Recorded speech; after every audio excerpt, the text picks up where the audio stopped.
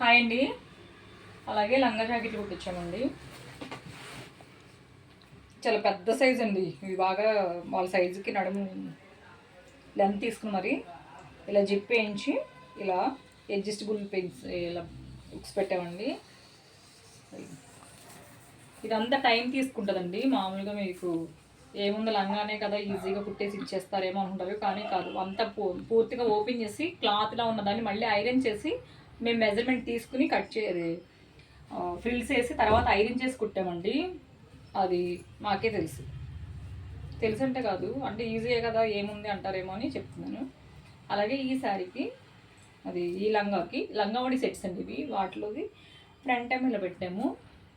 ఫ్రిన్స్ కట్టండి. బ్యాక్ బాగా నచ్చింది నాకు. ఎక్కడండి ఒకసారి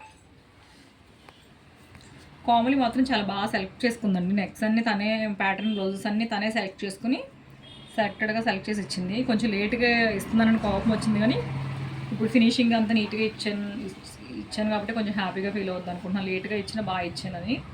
అలాగే హ్యాండ్స్ కూడా ఇలా పఫ్ అడిగిందండి. అలాగే హ్యాండ్ ఇలాగా బాగుంది కామలీది.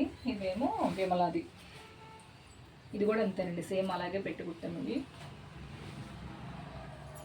తను బాగా సెలెక్ట్ చేసుకుందండి. సెలెక్ట్ చేసిన విధానం నాకు బాగా నచ్చింది. అలా బాగా సెలెక్ట్ చేసుకునేలా ఉంటే నాకు బాగా ఇష్టం అనమాట. ప్యాటర్న్ బ్లౌజ్ మనకు కూడా కొట్టడానికి ఇంట్రెస్ట్ ఉంటుంది కదా. ఇలా బార్డర్స్ 2 సైడ్స్ వస్తుందండి. ఒక సైడ్ ఏమో వచ్చిన బార్డర్ని ఏం చేసామంటే ఇలా వేసి పైపింగ్ ఇచ్చి కట్ వర్క్ ఇచ్చాము. అలాగే హ్యాండ్స్కి పైన కింద పఫ్ ఇచ్చి కట్ వర్క్ ఇచ్చామండి ఇది.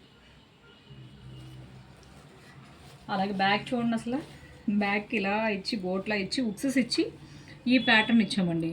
వాళ్ళు డీప్ ఎక్కువ వాడండి చిన్నపిల్లలు. అది కొంచెం బాగా వద్దుగా ఉన్న వాళ్ళకి, కొంచెం ఏజ్ ఎక్కువ ఉన్న కొంతమందికి అయితే బాగుంటుంది. వీళ్ళకి ఈ సైజ్ అయితే సరిపోతుంది. ఓకే అండి, బాయ్.